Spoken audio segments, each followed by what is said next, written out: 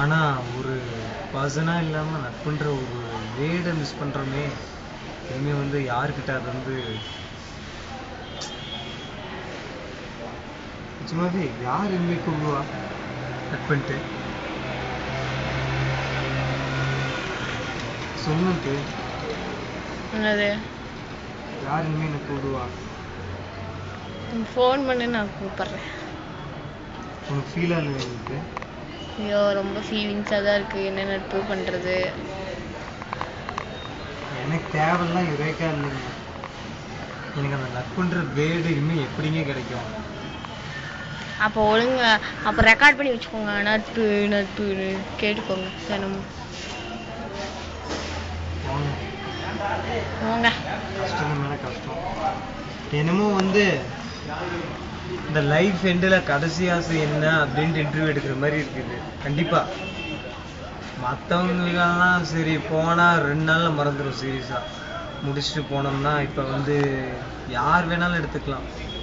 ஏதோ ஒரு person diary எழுதித்தரேன் அப்படின்னா அந்த நேரத்தில் வந்து நீ பிரைட் ஃப்யூச்சராக நல்லாயிருக்கும், ஏதோ பேச வரல நட்பு நிஜமாவே அவங்க நல்லா இருப்பீங்க அப்படின்லாம் சொல்லிட்டு மேரேஜ் இன்விடேஷன் அனுப்புடா அப்படின்லாம் சொல்லிட்டு போகலான்னு தோணுது. அதுக்கப்புறம் 2 நாளில் மறந்துடுவோம். அந்த பையன் கூட சேர்ந்து அடித்த லூட்டி எல்லாத்தையுமே. கண்டிப்பாக இது நேச்சர். எல்லா மனுஷன் எல்லாத்துடையுமே கண்டிப்பாக இப்படி தான் இருப்பாங்க.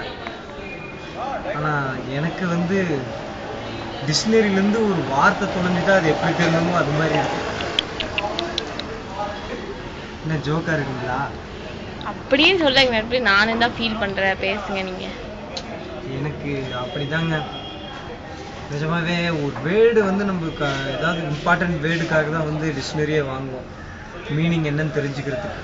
அந்த மீனிங் வந்து அப்புறம் தெரியலன்னா அந்த டிக்ஷனரியே பிடிக்காது, தூக்கி போட்டுருவோம்.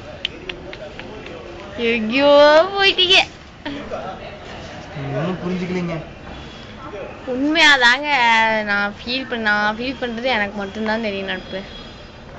இதெல்லாம் வந்து வீடியோ எடுத்து பார்க்கணுன்றதுக்கு அவசியம் இல்லை.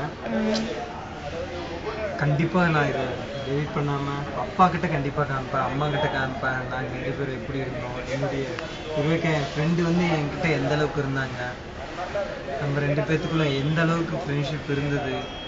ஏதாவது வந்து நம்மக்கிட்ட ஏதாவது ஒரு ஒரு எப்படி சொல்ல ஒரு அன்னெசரி திங்குன்ட்டு ஒரு ரப்பிஷ் திங் எதுவுமே கிடையாது.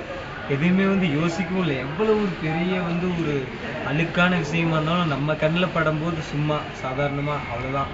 சரி நட்பு விடு நட்பு அவ்வளோதான் முடிஞ்சு அப்படி இருந்தது. இப்போ போயிட்டு முன்னாடி நான் வந்து ஷேர் பண்ணிக்கிறது பசங்கிட்ட கூட இல்லை, பொண்ணுங்கிட்ட அந்தளவுக்கு ஷேர் பண்ணிக்கிட்டேன். பொண்ணுங்கிட்டனா பொண்ணுங்க கிட்ட அப்படின்றது இல்லை, நட்புக்கிட்ட இல்லை. நட்பு நிஜமாவே டைரி எடுத்து எழுதும்போது கண்ணு தண்ணி தான் ஃபுல்லாக இருக்கும் டைரியில்.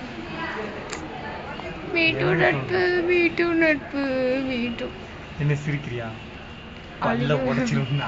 சத்தியமா கண்ட தண்ணி வருது நட்பு. நான் பேசினா அப்புறம் ஊன்னு அழுக வேண்டி வரும். That's why I am not talking. Okay, let's stop the video. இத்துடன் நட்பின் உரை முடிவடைகிறது. நாளை சந்திப்போம்.